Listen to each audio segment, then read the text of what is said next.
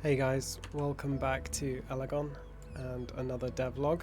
I've got plenty to share today, so I'm very excited about this video. The first thing that I wanted to share with you guys was a little bit of a glimpse at this second zone. So this is a snowy area, very contrasting to the first zone, the amber wood. And I think it really sort of gives you guys an idea of like the different environments that can be implemented into this world, because this is so contrasting to the first zone. We can really see, yeah, even with the snow and everything, I think it really has its own look and it looks very nice. There is, more work to be done on this. I would love to add some snow particle effects and some more zone specific things. So this zone will be getting its own creatures, its own mobs. And it will also be getting, I'd love to add things like ice lakes, maybe frozen waterfalls, that sort of thing. But for now, yeah, I'm very happy with the way that this has turned out. And it's always nice to show a little bit of different scenery in these devlogs rather than just showing the first zone every time. So yeah, hopefully you guys like this. Feel free to sort of give me feedback on this, and I'll definitely read your comments below. So another thing that I've worked on is I've improved the look of these player frames.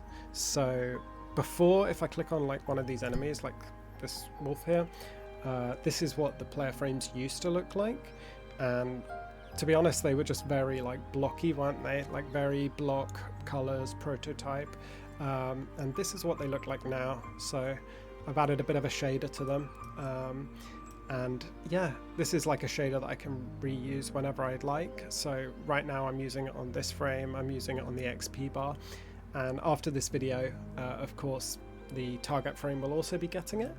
And I just think it really looks so much more polished than this. It's a small change, but makes a big difference. And also because of the way that I've made it, it can be tweaked whenever I like, because it's a Godot shader with all the parameters sort of exported so that I can edit them as I need for different implementations. So yeah, another thing that I've fixed is I've actually sped up the combat a little bit. So if I get into combat with this guy, you'll see it's a lot more swift, and that's also a good opportunity to show you I've added a little bit of a level up animation there. Before, when you leveled up, it was kind of hard to tell that you'd even leveled up unless you looked in the top left here. So yes, I've added a bit of a sound effect to that, and also the visual text coming up. Again, that's something that I would love to improve over time, maybe add some more particle effects. And yeah, really, I just want to make it feel like leveling up is like a real accomplishment, especially as you go through the later levels and it's taking quite a while to level up. I really want to mark that, rather than just having, this little number up here change and your stats go up. So yeah, I think that's mostly what I've done since the last video. I fixed the bug where your weapon spell effects, like the trail, would still be visible outside of combat, so that's no longer an issue. I've also fixed a bug where sheathing and unsheathing your weapon was sometimes didn't like to work, so that's fixed now as well. I've fixed another bug where sometimes the character would double attack when he was auto-attacking, so that's fixed now as well. And I've also changed the attack cone from a 90-degree cone to a 180, and I just feel like that just makes the combat feel a lot better. So as long as your character is for the most part facing the enemy, they'll be able to attack, and if they sort of fully turn around, then yeah, the attacking will stop, which is kind of exactly how I wanted it to be.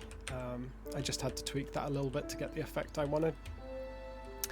And yeah, finally, I just wanted to say in the next video, I would definitely like to get started digging into the the server side of things, I would love to share the Spacetime DB implementation and have a little demo, I think.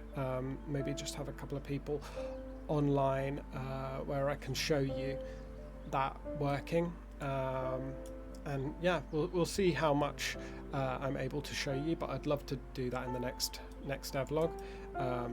And if not the next one, I would say one of the devlogs within the next week.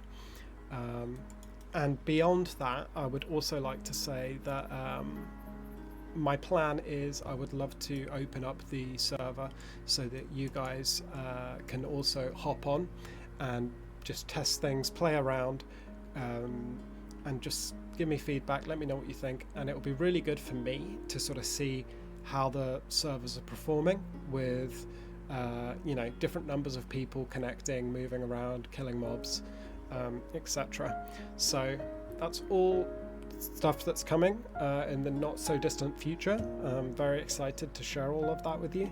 I think it's going to be a really exciting day when I am able to give you guys a download link to the client, and you can connect and let me know what you think. But yeah, I think that's everything I wanted to share today. I'm going to get back to working on this, and I'll give you guys the devlog when I've implemented some more features. So as always, thank you for watching, and I'll see you in the next one.